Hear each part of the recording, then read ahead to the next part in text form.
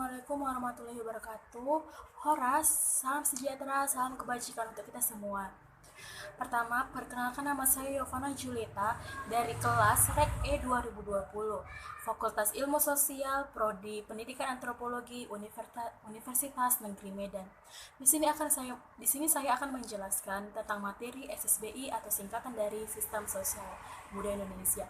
Adapun tujuan video ini yaitu eh, untuk menjelaskan materi yang belum diketahui oleh teman saya. Yang pertama, materi dari saudara Den Ilham. Pertanyaannya, apa fungsi sistem sosial budaya Indonesia? Saya akan menjelaskannya, tapi sebelum ke fungsi SSBI, saya akan menjelaskan pengertian sistem sosial budaya Indonesia.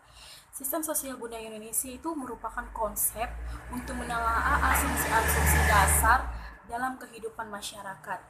Oke, fungsinya itu sebenarnya fungsi utama dari SSBI itu untuk menata atau menetapkan kehidupan manusia. Adapun fungsi-fungsinya itu yang lain, yaitu yang pertama dalam keluarga.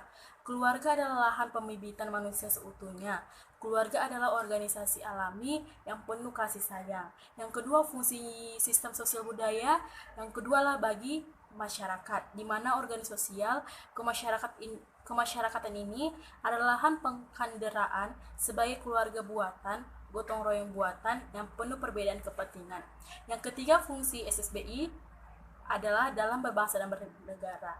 Dalam kehidupan berbangsa dan bernegara, penyelenggara negara dan pemerintah harus mengutamakan kepentingan umum. Sekian yang saya bisa sampaikan. Jika ada kesalahan, saya minta maaf. Terima kasih. Terima kasih. Di sini saya akan menjelaskan materi kedua yang belum diketahui oleh teman-teman, yaitu materi dari saudara Erino dari kelas D dengan materi teori struktural fungsional.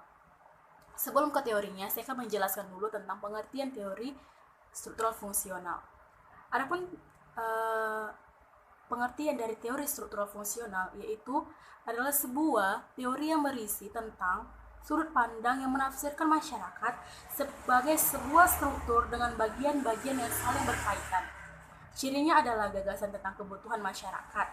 Masyarakat sama dengan organisme biologis karena mempunyai kebutuhan dasar yang harus dipenuhi agar masyarakat dapat melangsungkan hidupnya dan berfungsi dengan baik. Ciri kehidupan struktural sosial muncul untuk memenuhi kebutuhan masyarakat dan merespon permintaan masyarakat sebagai suatu sistem sosial. Oke, di sini saya akan juga menjelaskan teorinya. Adapun teori struktural fungsional juga mengutamakan pandangan harmonisasi dan regulasi yang dapat dikembangkan lebih jauh sebagai berikut. Yang pertama, masyarakat harus dilihat sebagai suatu sistem yang kompleks. Kedua, setiap bagian dari masyarakat memiliki fungsi penting dalam eksistensinya dan stabilitas masyarakat secara keseluruhan. Ketiga, semua masyarakat mempunyai mekanisme untuk menginteraksikan diri.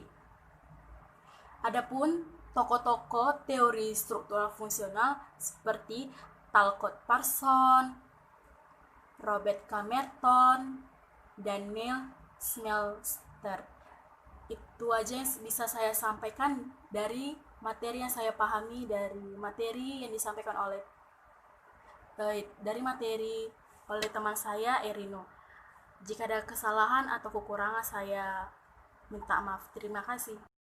Di sini saya akan juga menjelaskan materi yang ketiga, yaitu materi dari teman saya, Saudari Anissa Syarini Pane, dengan materi pendekatan sistem sosial Indonesia.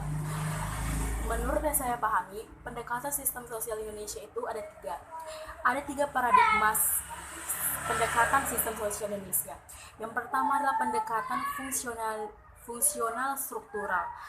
Pendekatan fungsional struktural menganalisis sistem sosial secara makro. Kalangan penganut paradigma ini kerap juga disebut fungsionalis. Pendekatan ini memandang masyarakat adalah sebuah sistem yang teratur dan bersifat stabil. Pendekatan ini juga memandang masyarakat terdiri dari bagian-bagian atau struktur yang menjalankan fungsi yang saling berhubungan satu sama lain. Yang kedua adalah pendekatan konflik.